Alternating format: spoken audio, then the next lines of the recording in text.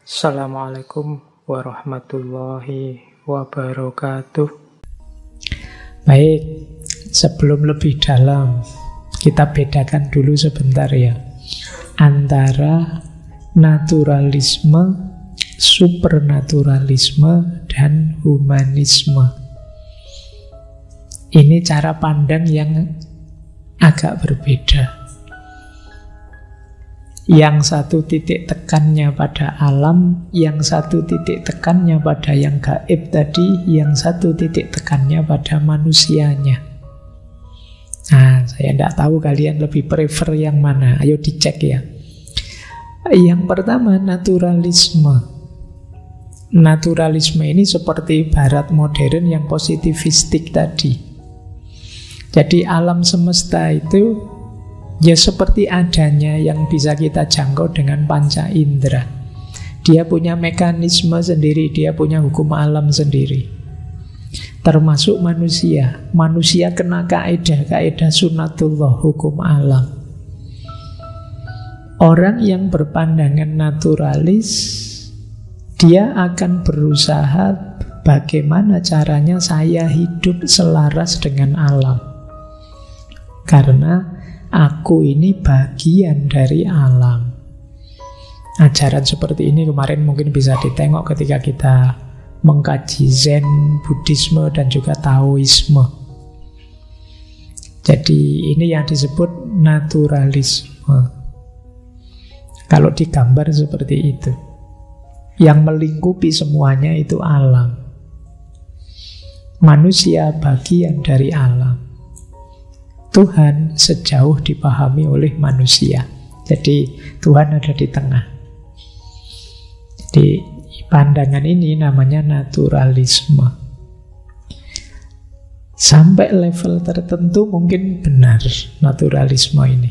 Ya, saya tidak ingin mana yang paling benar, tapi ada levelnya sendiri, ada tingkatannya sendiri. Ya kita memang kadang hidup ini ya harus memedomani nature, hukum alam.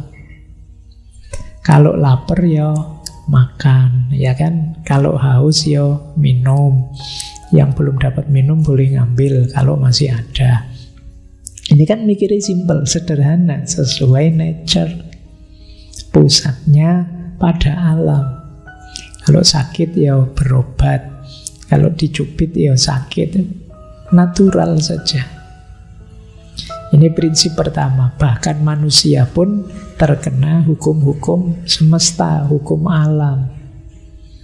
Berarti tugasnya manusia itu sebenarnya hidup selaras dengan alam semesta. Syukur-syukur bisa memperindahnya. Seperti falsafah Jawa, memayu hayuning bawono. Ini namanya naturalisme.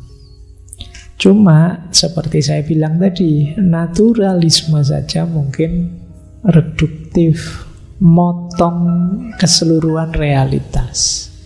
Karena dalam hidup ini mungkin ada yang supernatural. Maka kebalikannya naturalisme itu supernaturalisme. Kalau supernaturalisme, keyakinan bahwa justru alam ini diatur, dikendalikan, diarahkan oleh yang supernatural. Kalau kita yang beragama ya Tuhan. Tuhan itu kan supernatural, agama kuno ya dewa-dewa. Maka manusia tugasnya apa dalam pandangan supernatural ini? Kita ini punya tugas mengetahui apa sih keinginannya Tuhan dan menjalankannya. Nah, kalau kalian mindsetnya seperti ini, Pak, tugas saya hidup ini tahu kehendaknya Tuhan apa dan menjalankannya. Ini berarti bagian dari cara pandang dunia yang jenisnya supernatural. Kalau tadi yang natural kita menyelaraskan diri dengan alam, kalau yang supernatural kita menjalankan kehendaknya Tuhan. Kalian ada di mana saya tidak tahu. Mungkin di yang kedua ini. Atau jangan-jangan tidak di dua-duanya. Kalian belum pernah mikir serius tentang ini. Mindsetnya kayak tidak tahu Pak, mindsetan hidup saya kayak biasanya saja. Nah, ini yang kedua. Jadi Tuhan hierarkinya paling tinggi. Setelah itu manusia, setelah itu alam. Biasanya alam itu menyediakan fasilitas bagi manusia untuk menjalankan kehendaknya Tuhan. Jadi alam fasilitasnya, manusia agennya, Tuhan tujuannya. Ya Tuhan dalam tanda petik ya, semua agama, semua kepercayaan biasanya ada yang diposisikan sebagai Tuhan. Relasinya sama seperti ini. Nah, jadi ini supernatural. Tadi ada yang natural, ada yang supernatural, ada yang humanisme. Kalau ini tadi ada khas barat tadi. Kalau supernatural yang tertinggi Tuhan, natural yang tertinggi alam. Kalau humanisme yang tertinggi manusia. Jadi kesejahteraan manusia, kebahagiaan manusia harus jadi perhatian utama. Manusia harus senang, manusia harus sejahtera, manusia harus bahagia. Yang dipikir ini terus. Nah, mungkin kalian cara pandang seorang humanis. Yang ada di pikiranmu, bagaimana caranya saya bahagia, kita sebagai manusia bahagia dan baik. Apa yang paling membahagiakan kita, itulah yang kita jalankan, kita hidupkan. Nah, yang ketiga ini kita seorang humanis berarti. Humanis khas barat ya, nanti karena jenis-jenis humanisme banyak. Ada humanisme yang teistik. Pak, kalau humanisme teistik berarti yang nomor satu Tuhan. Enggak, Tuhan pun tidak nomor satu. Agama dan Tuhan dihadirkan dalam humanisme demi kesejahteraan, kebahagiaannya manusia juga. Jadi pokoknya yang dipikir pertama-tama manusia. Makanya peradaban barat itu disebut antroposentris, pusatnya pada manusia. Bahkan nanti alam itu seperti apa, ya kuncinya di manusia. Kalau manusianya tertib, tidak ngaco, ya alam lestari. Kalau manusianya rusak, alam bisa rusak.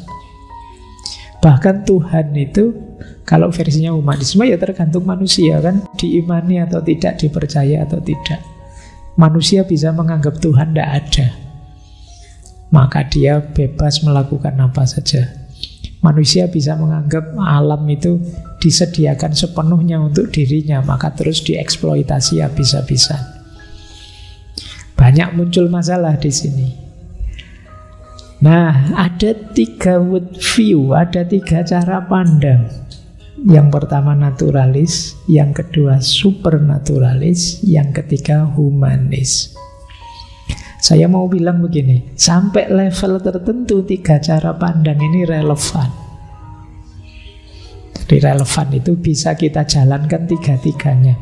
Tapi begitu salah satunya agak berlebihan, misalnya yang naturalisme tidak mengakui yang supernatural, tidak mengakui humanisme, pokoknya satu-satunya yang dipercaya nature saja, ya nanti akan banyak yang hilang dalam hidup kita. Yang supernatural juga begitu, pokoknya hidup demi supernatural saja, melupakan dunianya, melupakan sesamanya, juga kacau nanti. Apalagi yang hanya mikir manusianya. Maka 3-3 ini kalau saja ya harus komplementer, saling mendukung. Kalian ya percaya sih, beriman pada yang supernatural, tapi kan bukan berarti hidupnya tidak natural, tidak peduli dengan alam. Dan bukan berarti melupakan kebahagiaanmu. Ayo bahagia di tengah alam yang lestari sambil menjalankan kehendaknya Tuhan. Nah, ini 3 cara pandang ini bisa kita simultankan jadi satu. Caranya gimana Pak? Yo pikirin dewe. Ya kalau dibahas satu-satu panjang. Kapan-kapan kita balik ke naturalisme, humanisme jadi lengkap. Malam hari ini kita baru ke supernaturalnya dulu. Oke, untuk malam hari ini saya cukupkan sekian dulu. Mohon maaf kalau ada yang kurang berkenan, mungkin 1-2 kekurangan apa, mohon dimaklumi. Kalau ada kekhilafan, kealpaan yang teman-teman ngerti benernya seperti apa, ya silahkan disampaikan. Kurang lebihnya mohon maaf. Wallahul muwaffiq, wallahu a'lam bissawab. Wassalamualaikum warahmatullahi wabarakatuh.